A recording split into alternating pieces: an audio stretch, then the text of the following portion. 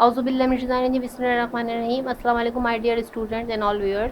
I hope you will be fine there. I am also fine, alhamdulillah. Today my topic is Bihar right, and Bihar right is very important topic for Pakistan history. And before starting my topic, I would like to suggest you to subscribe my channel if you are watching my channel first time. And after that you will be get my all future upload video. Okay, now I am going to start my topic.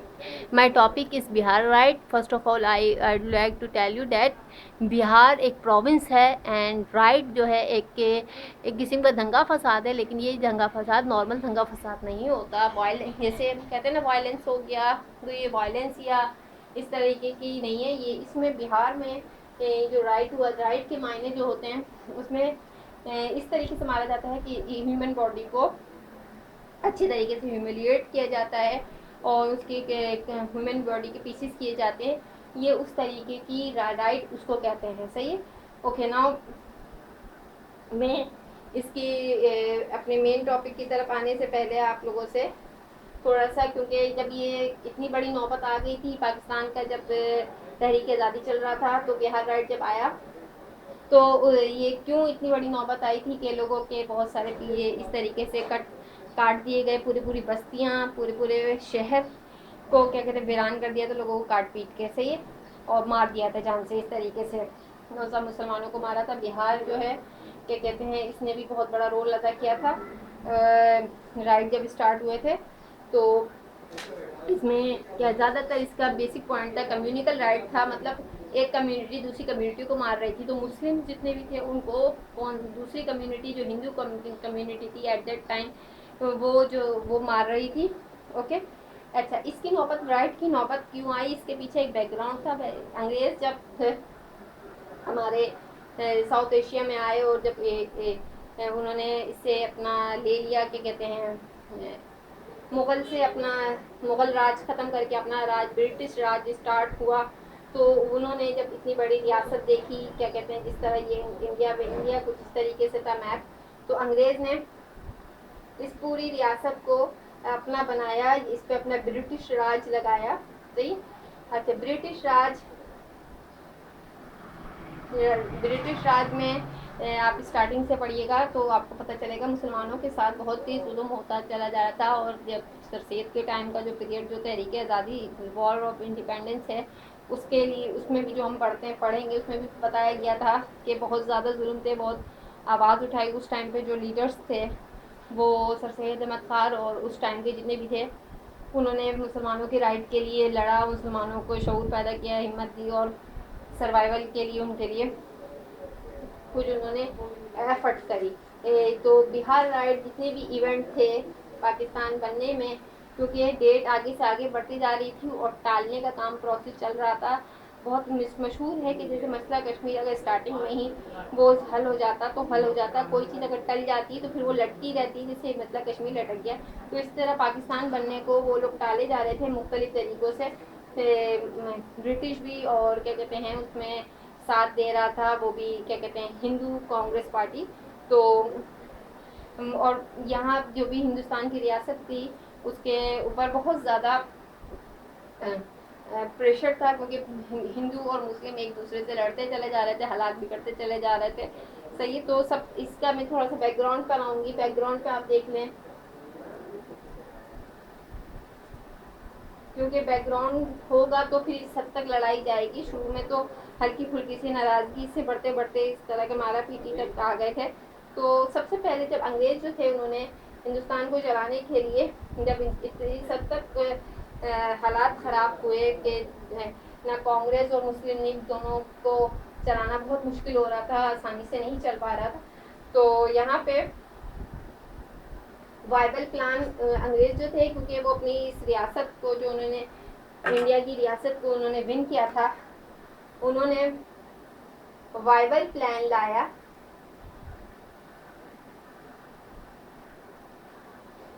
सही। Viable plan में अंग्रेज़ों ने जब लाया था 1945, उसके किसी तरह ये कि सेटलमेंट हो जाए मुस्लिम लीग की और कांग्रेस की, मुस्लिम लीग और कांग्रेस का पैचअप हो जाए, लेकिन ये पैचअप होता नहीं था। मुस्लिम लीग और कांग्रेस के जो थे अपने एम्स और ऑब्जेक्टिव अलग थे, और कांग्रेस जो थी क्या कहते हैं मुसलमानों को क्या कहते हैं बहुत बड़ा नुकसान पहुंचाना चाहती थी, उनके ऊपर जुल्म करना चाहती थी। कांग्रेस का मेन यही था कि मुसलमान को सप्रेस कर दो, उनको दबा दो, पिचका दो, और हम अपने ब्रिटिश के साथ हम जुड़ जाएं। सही है। तो ये इस वजह से अब इसमें जो वायबल प्लान था, इसमें इन्होंने झगड़ा ख़त्म करने के लिए ये, ताकि उनकी रियासत में अमन रहेगा तो उनकी ब्रिटिश राज चलता रहेगा, क्योंकि उनको ब्रिटिश को ये हिंदुस्तान छोड़ना नहीं था, उनको पसंद आ गया था। तो यहाँ पे जब इनके प्लान्स के जो पॉइंट्स थे जब रखे गए, जब मीटिंग हुई, तो उसमें जो प्लान्स थे वो ज़्यादातर कांग्रेस को फेवर दे रहे थे, और मुस्लिम लीग और मुस्लिम लीग के जो कम्युनिटी को रिप्रेजेंट कर रहा था मुसलमान, उसको नहीं दे रहे थे। तो इस वजह से इसका रिजल्ट ये आया, ये प्लान जो है फेल हो गया। सही। इसको मुस्लिम लीग ने रिजेक्ट किया था और इस प्लान को एक्सेप्ट करा था वो क्या कहते हैं कांग्रेस वालों ने, क्योंकि कांग्रेस के लिए काफ़ी फेवर रखी गई थी। मुस्लिम लीग को इनकी पॉइंट्स सही नहीं लगे थे, तो रिजल्ट में ये फेल आया। ओके, आफ्टर दैट जब ये फेल आ गया तो भी हालात बिगड़ते चले जा रहे थे, दंगा फसाद और क्या कहते हैं उनकी जो रियासत है इसके निज़ाम भी डिस्टर्ब हो रहा था, सिस्टम डिस्टर्ब हो रहा था इनकी जितने भी। तो अंग्रेज़ों ने, क्योंकि अंग्रेज़ काफ़ी ज़्यादा इंटेलिजेंट थे, वो जानते थे कि किस तरह लेके चलेंगे इस हिंदुस्तान की आबादी को।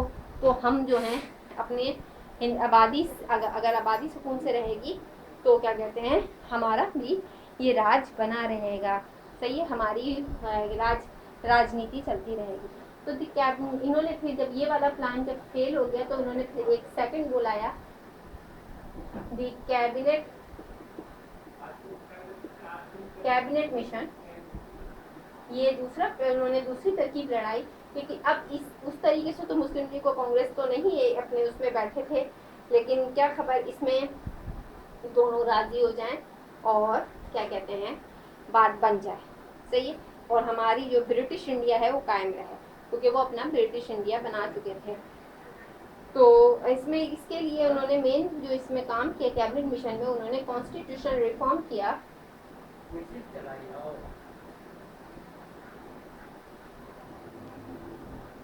कॉन्स्टिट्यूशन रिफॉर्म किया, और कॉन्स्टिट्यूशन रिफॉर्म उन्होंने जिस तरीके से किया, क्या कहते हैं मतलब इसके मैं मायने बता दूं। कॉन्स्टिट्यूशन रिफॉर्म में कि इन्होंने कानून साजी की। कॉन्स्टिट्यूशनल मतलब कानून साजी, ओके, या कानूनी काम, जो कानून बनाने का तरह जो होता है। और रिफॉर्म मतलब उसमें क्या कहते हैं चेंजिंग करी, तब्दीली करी, अदल बदल किया। सही, जो उनका जो पहले का चल रहा आ रहा था उसमें थोड़ी सी तब्दीली कर दी, चेंजिंग कर दी। और चेंजिंग क्या करी उन्होंने ये बोला कि जो जिस इराक, क्योंकि इंडिया बहुत बड़ा था, मैं दोबारा बना रही हूँ, इंडिया बहुत बड़ा था और इसमें बहुत सारी मुख्तलिफ डिवीजन थे कि इस जगह पे मुस्लिम का है और मुस्लिम स्टेट है, इस तरीके से।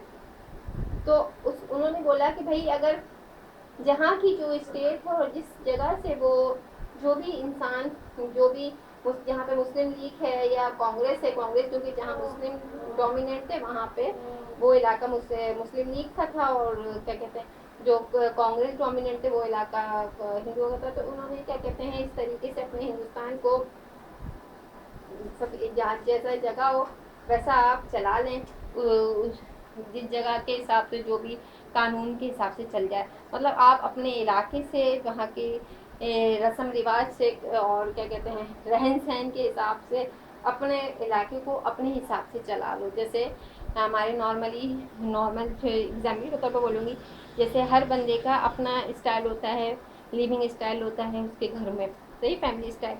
तो अब एक पूरी रियासत को जो उसका हेड चला रहा था, वो हेड उसके रहने वालों के हिसाब से चला। तो दोनों क्या, इसका रिजल्ट क्या आया, इसके रिजल्ट में ये चीज़ हुई कि मुस्लिम लीग जो थी, मुस्लिम लीग और कांग्रेस,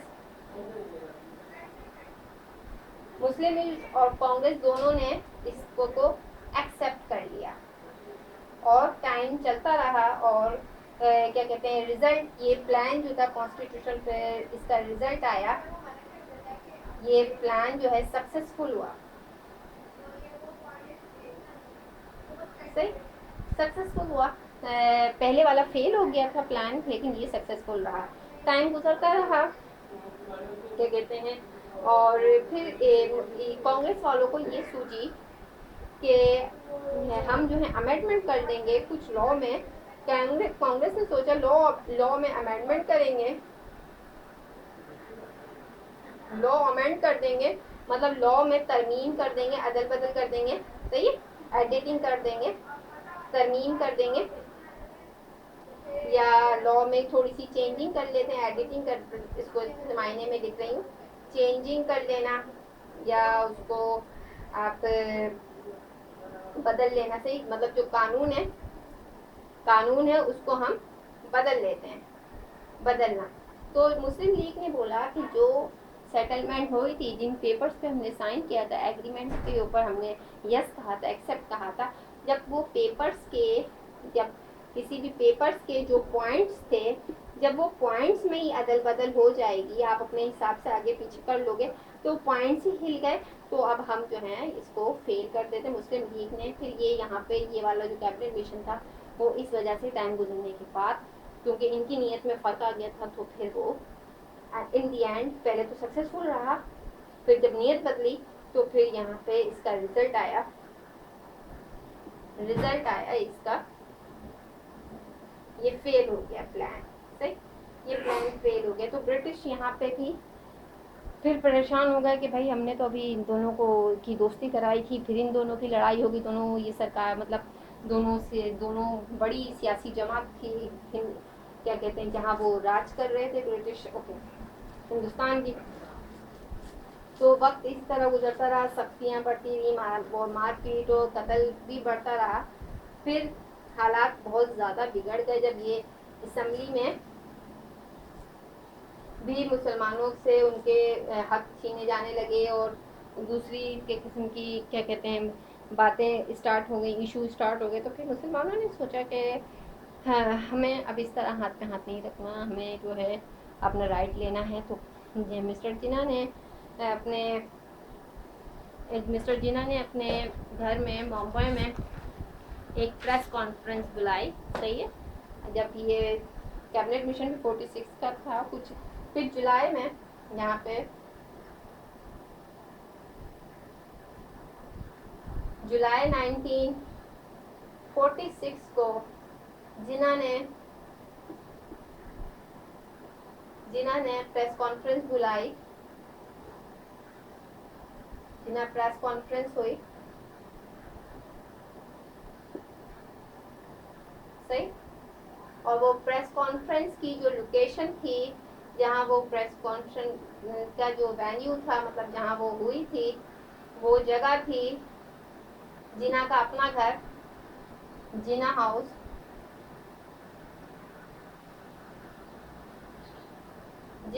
बॉम्बे। जिन्ना का बम्बई वाला जो घर था उसमें जिन्ना साहब ने कॉन्फ्रेंस करी। इस प्रेस कॉन्फ्रेंस में सब जानते हैं, एज यू नो डैट, कि प्रेस कॉन्फ्रेंस होती है, बहुत सारे अखबारी नुमाइंदे आते हैं, मीडिया के लोग आते हैं, सवाल जवाब होता है, और जो करता है वो फिर उनको सवाल जवाब फेस करने पड़ते हैं, बहुत सारे क्वेश्चन आते हैं। तो जिन्ना साहब से एक क्वेश्चन आया कि उसके अखबार किसी प्रेस कॉन्फ्रेंस में जो अखबारी नुमाइंदा था उसने ये बोला कि जिन्ना साहब है, आपने बोला है कि आप डायरेक्ट एक्शन डे करेंगे, क्योंकि जिन्होंने इस प्रेस कॉन्फ्रेंस में जिन्ना साहब ने जो ऐलान किया था, जो एक ख़ास ऐलान था, इस प्रेस कॉन्फ्रेंस का जो ख़ास ऐलान था, या जो इसकी मेन पॉइंट जो आगे से आया था जिन्ना साहब के,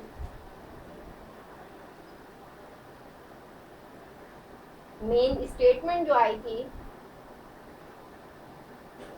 मेन स्टेटमेंट जो आई थी उसमें ये जिन्ना साहब ने ये बोला था कि डायरेक्ट एक्शन डे होगा, डायरेक्ट एक्शन डे होगा, सही है, हम डायरेक्ट एक्शन डे करेंगे। और जिन्ना साहब ने ये बोला था कि अपने इसमें, तो फिर इस पर क्या कहते हैं, और हम जो हैं पाकिस्तान पे हमें गारंटी दीजिए। जिन्ना मिस्टर जिन्ना ने बोला कि आप हमें पाकिस्तान के लिए गारंटी दीजिए, गारंटी फॉर पाकिस्तान, पाकिस्तान के लिए हमें गारंटी दीजिए कि हमारा पाकिस्तान बनेगा, हमें हमारा मुल्क मिलेगा। तो इसकी गारंटी मांगी। अगर ऐसा नहीं होता तो हम जो है इंडिया को डिवाइड करेंगे, या फिर डिवाइड करके हम अगर आप हमें गारंटी नहीं देते हैं तो फिर आप ये जान लें कि या तो हम इंडिया को डिवाइड करेंगे या तो फिर हम इंडिया को डिस्ट्रॉय करेंगे, सही, इंडिया को डिस्ट्रॉय करेंगे। और अब ये, लेकिन हम जो है हमारा जो मेन एम है हमारा ये पाकिस्तान, वो हम लेके रहेंगे। तो जिन्ना साहब की प्रेस कॉन्फ्रेंस में जब ये पॉइंट आया तो क्या कहते हैं, किसी भी काम के लिए कोई बात होती है तो उसके लिए मुखालफिन भी आते हैं और ये बात को ख़त्म करने वाले, रोक देने वाले भी लगाते हैं। तो वहीं की प्रेस कॉन्फ्रेंस में एक नुमाइंदा था, अखबारी नुमाइंदा, तो उसने बोला कि इसकी क्या ज़रूरत है और आप ऐसा क्यों कर रहे हैं। तो जिन्ना साहब ने बोला कि मैं जो हूँ, आप मेरे जो स्टेटमेंट है जो मैं कह रहा हूँ कि डायरेक्ट एक्शन डे होगा और क्या कहते हैं हम डायरेक्ट एक्शन डे करेंगे, हमें गारंटी चाहिए। अगर गारंटी नहीं मिलती तो दो बातें हो जाएंगी, या तो डिवाइड हो जाएगा या डिस्ट्रॉय हो जाएगा। मतलब डिवाइड का मतलब तकसीम और डिस्ट्रॉय मतलब तबाह या ख़राब कर देना, सही है, बर्बाद कर देना। तो जिन्ना साहब ने बोला कि आप मुझसे बोल रहे हैं कि मेरी जो स्टेटमेंट के जो मेन पॉइंट हैं ये क्यों हैं, सही है। तो आप अगर उनकी तरफ जाएं, कांग्रेस वालों के पास जाएं, हमारे नुमाइंदे बोला आप उनके स्टेटमेंट जो आ रहे हैं आप देख रहे हैं, तो कांग्रेस के स्टेटमेंट में क्या है, वो अगर आप उनसे सवाल पूछेंगे तो आपको सेटिस्फाई कर देंगे कि हमारा ऐसा ऐसा मकसद है। तो आप मैं जो हूँ जैसे अगर आपको कांग्रेस सेटिस्फाई कर सकती है तो मैं भी अपने पॉइंट से सेटिस्फाई कर दूंगा। अगर मैं हैंड फोल्ड करके या हाथ बांध के नहीं बैठ सकता, अगर मैं ऐसे बैठूंगा तो इससे बहुत प्रॉब्लम हो जाएगी और बहुत बड़ी प्रॉब्लम क्रिएट होगी और मैं इस मुसीबत से को हाथ बांध के बैठ के तमाशा नहीं देख सकता। जिन्ना साहब ने ये बोला था इस स्टेटमेंट में, सही है, ओके। फिर जब ये प्रेस कॉन्फ्रेंस ख़त्म हुई जुलाई 1946 को, ये जिन्ना साहब की प्रेस कॉन्फ्रेंस ख़त्म हुई जो कि उनके मुंबई हाउस में थी, उसके next day of the Jinnah press conference, next day of mister Jinnah press conference,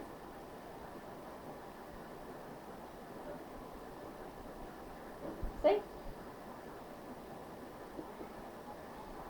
क्या हुआ था नेक्स्ट डे प्रेस कॉन्फ्रेंस जब हुई थी तो इन्होंने मिस्टर जिन्ना ने फिर क्योंकि अपने प्रेस कॉन्फ्रेंस में तो वो मेंशन कर चुके थे डायरेक्ट एक्शन डे का, ये तो उन्होंने बोला कि उन्होंने डेट अनाउंस कर दी, date of direct action day, direct action day announce हो गई, okay. Date of direct action day announce हो गई। जो डेट थी वो थी 16 अगस्त 1946, सही, 1946। अच्छा, डेट को ज़रा देखते रहिएगा सारा डेट, क्योंकि ये क्यों राइट की नौबत आई थी तो वो आपको पता चलता रहेगा। देखें 46 में ही हो रहा है, यहाँ पे से हालात ख़राब हो गए थे, ज़्यादा हो गए थे ये बिहार तक पहुँचते पहुँचते। अच्छा, ओके। फिर अनाउंस ये हुआ, जब ये डेट अनाउंस हो गई तो फिर उसके बाद क्या हुआ कि फिर प्रोग्राम डिज़ाइन हुआ कि डायरेक्ट एक्शन डे में होगा क्या। फिर उसके बाद प्रोग्राम अनाउंस हुआ, मतलब प्रोग्राम को भी डिज़ाइन करा गया कि डायरेक्ट एक्शन डे को करना किस तरीके से है, इसकी पूरी प्रोग्राम डिज़ाइनिंग हुई।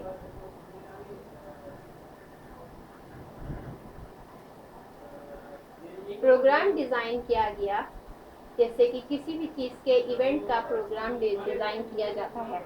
इसमें बोला गया कि ये स्टार्ट होगा, इसका डायरेक्ट एक्शन डे जो है, इसके में आप कलकत्ता में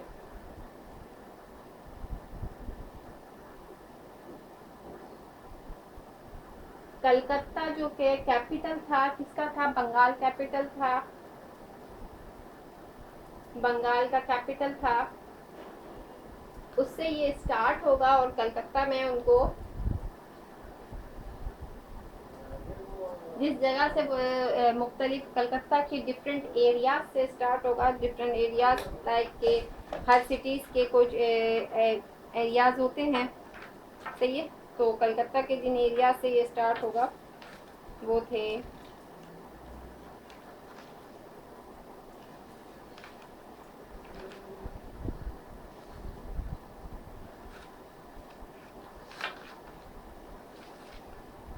उन जगह का नाम था कलकत्ता के इलाकों का हौड़ा, सही है, हिंगली, एंड मैतिया बुजुर्ग,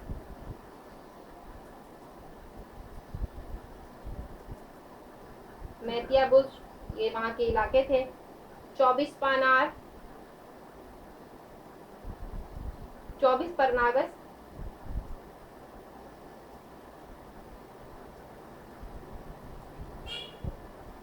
सही। और इन सब जगहों से ये इलाके थे, इन सब जगह पे क्राउड जमा होगा, फिर वो क्राउड जाके कहाँ जा, फिर यहाँ पे ये क्राउड जमा होगा शहीद मीनार, सही। शहीद मीनार,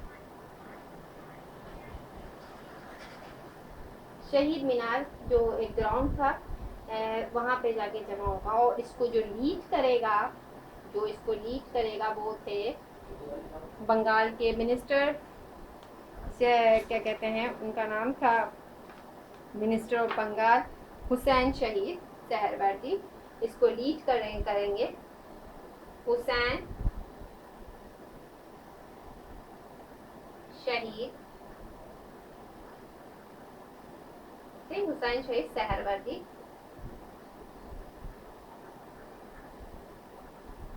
ओके, हुसैन शहीद शहीद सहरवर्दी जो है इसको क्या कहते हैं, लीड करेंगे। और सब जब यहाँ तक पहुँचेगा, यहाँ पे फिर हुसैन शहीद सहरवर्दी जो थे, उन्होंने इसमें कुछ तकरीर करी थी। और इसके जब ये डेट, क्योंकि प्रोग्राम अनाउंस हो गया था 16 अगस्त 1946, और ये लोकेशन भी पता चल गई थी कि कलकत्ता में होगा, बंगाल के कैपिटल में, और यहाँ से निकल के सब यहाँ जमा होंगे, इसको ये लीड करेंगे। तो हुसैन शहीद सहरवर्दी जो थे, उनका ओहदा जो था मिनिस्टर ऑफ बंगाल थे, सही, मिनिस्टर ऑफ बंगाल। और उन्होंने उस टाइम पे क्या कहते हैं, जो कि गवर्नर ऑफ बंगाल थे, इन्होंने रिक्वेस्ट करी गवर्नर ऑफ बंगाल से। गवर्नर ऑफ बंगाल का नाम था उस टाइम पे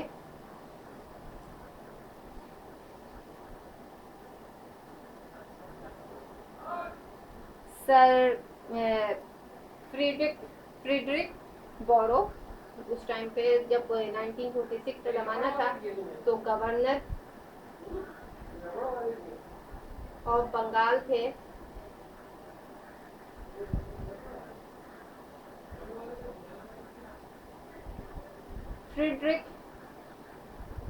फ्रीडरिक बोरो, सही। ये उनके ये गवर्नर थे और ये मिनिस्टर थे। मिनिस्टर गवर्नर के पास जाते हैं और बोलते हैं कि जब इतने बड़ा ये इवेंट अनाउंस हो गया है मुस्लिम लीग की तरफ से, और तो आप जो है इस दिन की छुट्टी अनाउंस कर दें। और हॉलीडे कर दें इस दिन को, कि आप इन्होंने रिक्वेस्ट की अपने हमसे कि आप इसको हॉलीडे बना दें, लेकिन क्या कहते हैं हॉलीडे नहीं बना, क्योंकि वहाँ पे जो बंगाल में जो कांग्रेस वाले थे तो इन्होंने रिक्वेस्ट करी फॉर अनाउंस हॉलीडे लीव।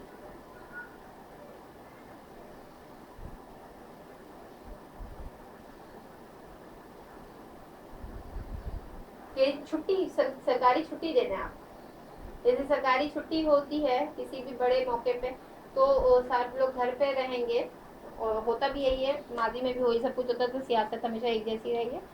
सरकारी छुट्टी होगी तो लोग घर पे रहेंगे, और इससे में अगर कोई फसाद या दंगा हुआ, क्योंकि दंगा हो रहा था, हालात बिगड़े हुए थे, तो उसमें बचत हो जाएगी। लेकिन क्या कहते हैं यहाँ पे ये रिक्वेस्ट जो थी, ये गवर्नर जो क्या नाम था इनका, फुलटिक बोरो साहब ने इसको एक्सेप्ट नहीं किया, और उस दिन सरकारी छुट्टी अनाउंस नहीं की, और उस दिन जो भी रूटीन के जो काम थे पब्लिक निकलती है वो निकली थी। खैर जब लेकिन मुस्लिम लीग वाले जो थे उन्होंने अपना ये प्रोग्राम चेंज नहीं किया, उन्होंने बोले सर छुट्टी नहीं भी है तो भी हमने ये डेट अनाउंस करी है, इस पर डायरेक्ट एक्शन डे होगा, हमारी डेट नहीं हिलेगी, यही डेट रहेगी। अच्छा फिर यहाँ पे जब इस बड़ी क्राउड निकलती रही, हमारे मुस्लिम आते रहे मुसलमान, और इस जलसे में शिरकत के लिए हौड़ा से, हंगरी से, मध्य प्रदेश से, 24 परनागत से, और भी जगह से आते रहे, तो यहाँ पे पहुँचे तो फिर इन्होंने क्या कहते हैं हुसैन शहीद सरवर्दी ने उस दिन क्या कहते हैं एक तकरीर करी, कि उस तकरीर में उन्होंने कुछ खास पॉइंट्स बोले, जो उनकी तकरीर, फुल तकरीर तो नहीं बता रही मैं आपको, तकरीर के कुछ पॉइंट्स बता दे रही हूँ। उन्होंने ये बोला कि ये जो डेट है 16 अगस्त 1946, क्योंकि ये हमारी इसकी डेट थी, क्या नाम है, डायरेक्ट एक्शन डे की, ये रमज़ान, और ये दिन भी रमज़ान का था, तो ये बहुत ही फतह मक्का वाली डेट है। और जिस तरह आज मुसलमानों को फतह मक्का मिली थी, और फतह मक्का की डिटेल सब जानते हैं, तो इसी तरह ये आज की डेट भी बहुत बड़ी है, ख़ास है, हमें भी फतह मिलेगी। और एक बात तुम लोग जान लो कि अगर अभी हमें हमारा पाकिस्तान नहीं मिला तो फिर कभी नहीं मिलेगा, तो ये बात टलती चली जाएगी। सही, जो हुसैन शहीद सरवर्दी की जो उनकी तकरीर थी उसके मेन पॉइंट्स मैंने आपको बताए, सही उन्होंने बोल दिया था, और लोगों को बहुत सारी हवाले दिए गए थे तकरीर में, और बहुत जोशीली और लहू गरमा देने वाली इन्होंने तकरीर करी थी जिन्होंने ये लीड किया था। अच्छा, तो जब यहाँ पे राइट हुआ, लोग आते चले गए, तो कांग्रेस को तो खटक रहा था मुस्लिम लीग जो है किस तरह पावर में आ रही है, किस तरह अपने सक्सेस के करीब, जो उसका गोल था पाकिस्तान, उसके करीब होते चले जा रही है। तो कांग्रेस वालों ने जितने भी वहाँ पे क्या कहते हैं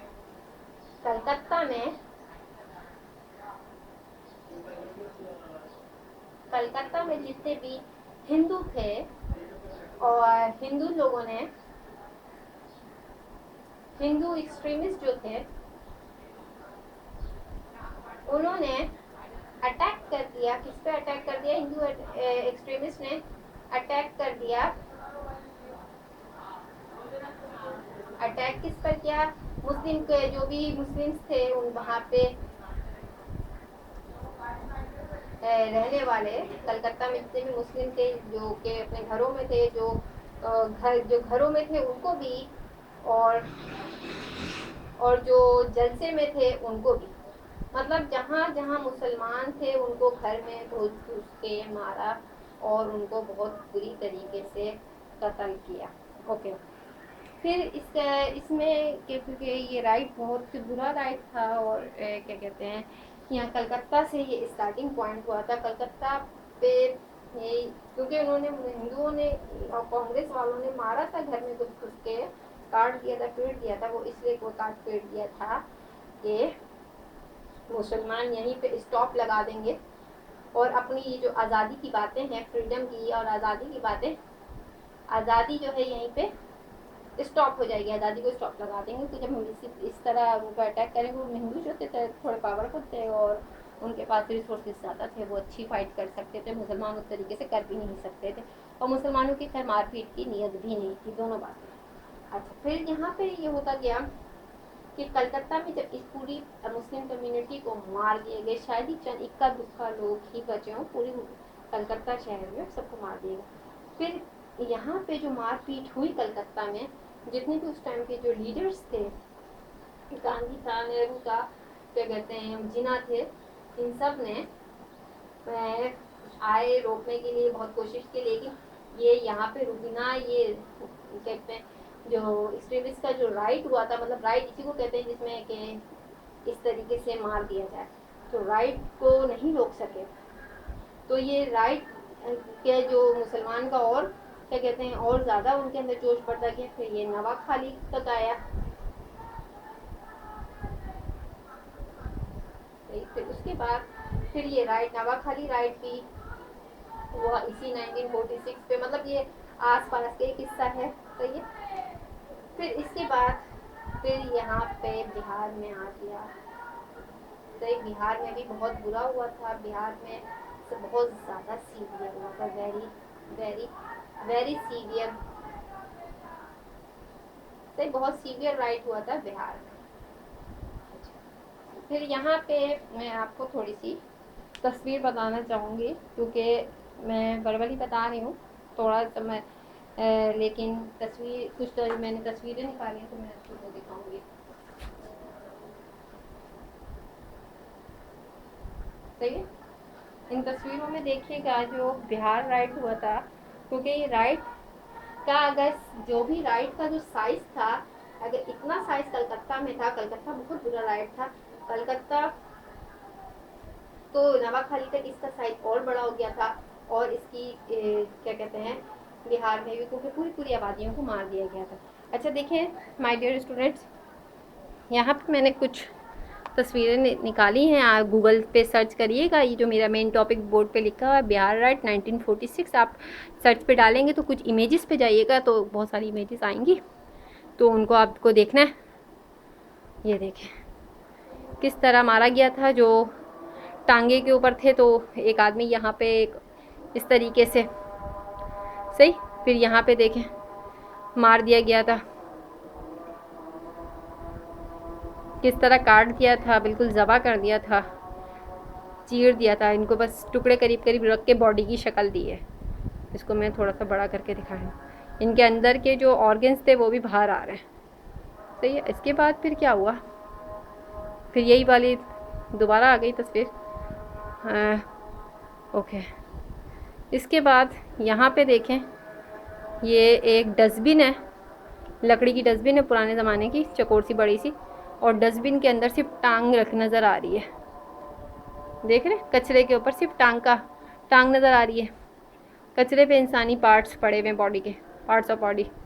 फिर ये देखिए मोहल्ला, पूरा मोहल्ला, पूरी बस्ती मार के गए थे हिंदू, तो ये देखें पूरी बस्ती में चादर की तरह, जैसे कारपेट की तरह लाशें बिछी हुई हैं। देखिए ये तस्वीरें आप खुद भी सर्च करिएगा, गूगल पे आरामी से मिल जाएंगी। यहाँ पे देखें, और ये गिद्ध जो बैठी हुई है वहाँ पे, यहाँ से नोच के खा रही है, सही। फिर इसको देखें, ये कहीं पे लकड़ी का टुकड़ा सड़क पे पड़ा हुआ होगा, वहाँ पे हाथ से खून क्या टपक रहा है, और ये आदमी मरा हुआ पड़ा हुआ है, थोड़े से पीसीस हैं बॉडी के, सही।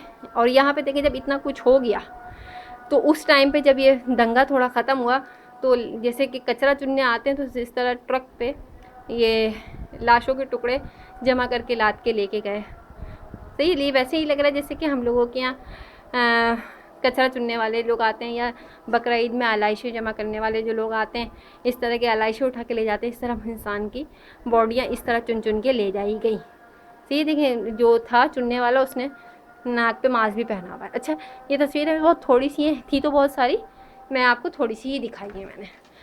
मैं आपसे बोलूँगी कि आप इसकी गूगल पे जाइएगा, सर्च करिएगा इमेजेस पे, तो आपको बहुत सारी तस्वीरें नज़र आएंगी, सही है। ये इवेंट जो था मोस्ट पावरफुल इवेंट था in the creation of Pakistan में। ओके, आफ्टर दैट जब इतना सब कुछ हुआ, स्टूडेंट सुनते रहिए, बस मैं छोटा करने की कोशिश कर रही हूँ, लेकिन ये डिटेल बहुत ज़्यादा थी इसलिए थोड़ा टाइम लग रहा है, लेकिन बस मैं एंडिंग अब मैं जल्दी जल्दी करके एंड कर रही हूँ अपने टॉपिक को। सही। आप इसके बाद यहाँ पे ये हुआ, जो ब्रिटिश राज था, क्योंकि मेन राज तो ब्रिटिश राज था, ब्रिटिश राज चल रहा था, तो ब्रिटिश राज में जब इतना सब कुछ होता गया, राइट्स होते गए, जब उसने ये देखा कि डिफरेंट राइट्स स्टार्ट हो गए हैं, तो उसने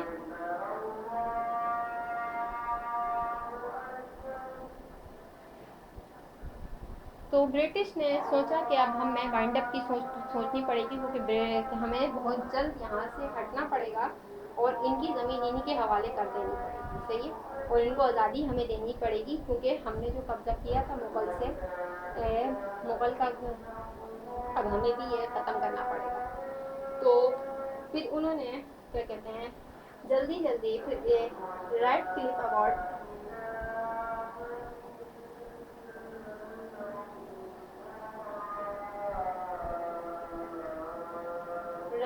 अवार्ड जल्दी से अनाउंस करा, जल्दी जल्दी करके, मतलब रेड क्लिफ अवार्ड की क्या कहते हैं अनाउंसमेंट हुई। सही। रेड क्लिफ अवार्ड की जब अनाउंसमेंट हुई तो उसकी डेट थी, क्योंकि संभल नहीं पा रहा था, वो तरकीबें तो लगा रहे थे बाइबल प्लान में, वो कॉन्स्टिट्यूशन कैबिनेट मिशन में, लेकिन वो चल नहीं पा रही थी उन लोगों की तरकीबें। तो यहाँ पे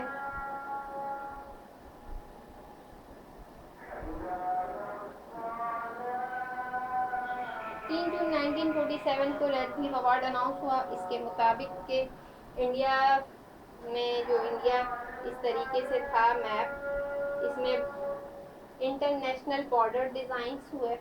सही।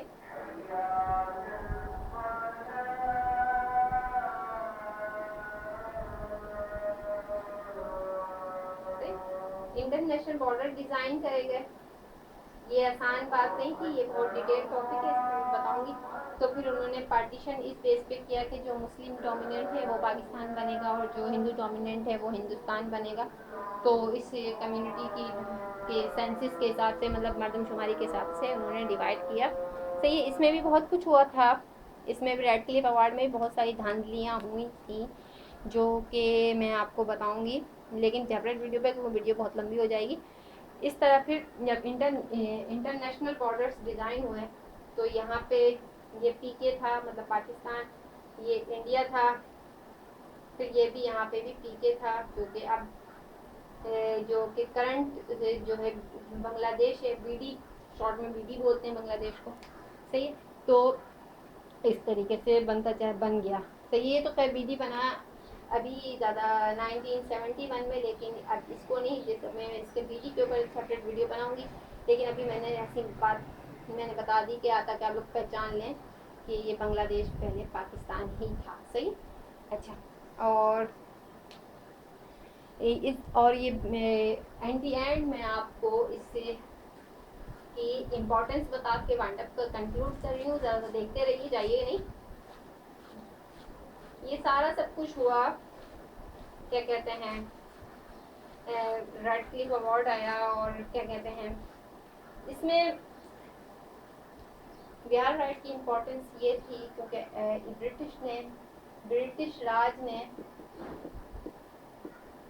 ब्रिटिश राज की जो चल रही थी, इसमें इनका जो डेट थी 1948 तक इनको वाइंड अप करना था ये पार्टीशन, लेकिन इसकी वजह से 1946 में जब ये स्टार्ट हुआ तो 1947, और यहाँ पे देख लें 1948, असल जो उनको देनी थी आज़ादी 48 में देनी थी, और पता नहीं देते या नहीं देते, टालते चले जाते, 48 के बाद आगे के नंबर स्टार्ट हो जाते।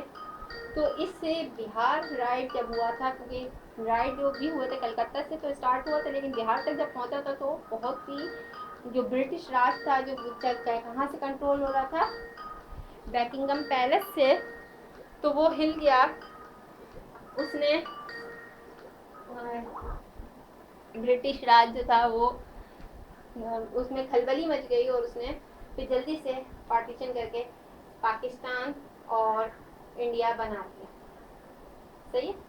और फिर वो खुद उठ के वापस गो बैक हो गए। सही है। इसमें जिन्ना साहब का भी बहुत रोल था, और जिन्ना साहब अकेले नहीं थे, उनकी पूरी टीम थी और बहुत बड़े बड़े लीडर्स थे। सही है। और जिन्ना साहब की बहुत सारी, इस वजह से हम लोग उनकी तो बहुत बहुत प्यार करते हैं। उन्होंने हमें पाकिस्तान दिया है। और बिहार जो था उसने ही हमें मेन, अगर ये बात बोला जाए कि अगर बिहार, कोशिशें तो बहुत सारी थी पाकिस्तान को बनने के लिए, लेकिन अगर ये बिहार राइट अगर ना होता, इन इजी वर्ड, अगर बिहार राइट ना होता तो पाकिस्तान नहीं बनता। सही। ये मैंने बहुत से लोगों से सुना है, ये जितने भी आप इंटरनेशनल हिस्ट्री पढ़ें, अगर ये ना होता तो पाकिस्तान नहीं बनता, क्योंकि मुस्लिम लीग जो हमारी पॉलिटिकल पार्टी थी, मुस्लिम लीग की जो बर्थ हुई थी, मुस्लिम लीग जब बनी थी मुसलमानों की पार्टी, उसका बर्थ प्लेस बंगाल था, बंगाल में ही बनी थी बस। और बंगाल हमें क्यों नहीं मिला, ये रेड क्लिफ में क्या क्या बातें चली, क्या क्या चलाके चली, ये बाद में पढ़ेंगे। नेक्स्ट अपनी वीडियो बनाऊंगी इसके ऊपर। लेकिन मेन पाकिस्तान बनने में बिहार का बहुत बड़ा रोल है, बिहारियों का बहुत रोल है, बंगाल का बहुत बड़ा रोल है, और इसको कोई भी डिनाई नहीं कर सकता, जिसने हिस्ट्री पढ़ी, जिसने हिस्ट्री समझी है। और जो पुराने वक्त के अगर लोग अगर हैं, अगर वो बताते हैं कि कहते हैं बिहार में क्या क्या हुआ था, किस किस तरीके से मारा पीटा गया था। मैंने बहुत शॉर्ट में बताने की कोशिश करी। आई होप कि सब मेरी इस वीडियो के लास्ट तक मेरे जुड़े रहे होंगे, कोई गया नहीं होगा। ओके, आई होप कि आपको ये वीडियो पसंद आई होगी, इन्फॉर्मेटिव रही होगी। अपना बहुत बहुत ख्याल रखिएगा, दुआ में याद रखिएगा। और मेरी दुआ है कि कश्मीर के हालात बहुत ख़राब हैं एज ए मुस्लिम मुझे और आप सबको, जो भी, और मुस्लिम नहीं भी है, नॉन मुस्लिम भी अगर मेरी वीडियो देख रहे हैं तो वो भी दुआ ज़रूर कर दें कि कश्मीर के हालात अच्छे हो जाएं, कश्मीर में कर्फ्यू ख़त्म हो जाए, कश्मीर में अमन हो जाए। वो लोग बहुत तकलीफ़ में हैं। सही है। कश्मीर के लिए दुआ पे मैं अपनी वीडियो को एंड करती हूँ। आई होप कि आपने मेरा चैनल सब्सक्राइब किया होगा। अपना बहुत ख्याल रखिएगा। अल्लाह हाफ़िज़।